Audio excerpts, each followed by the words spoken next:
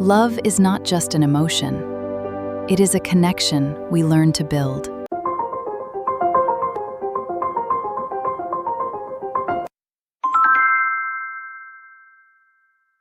The moment you plan to apply a filter, resize a layer, or place an external file, convert it to a Smart Object first.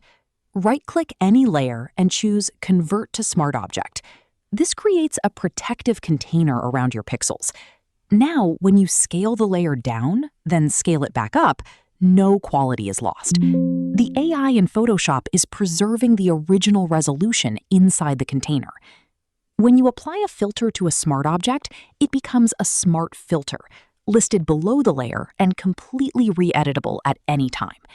Double-click the filter name to reopen its settings.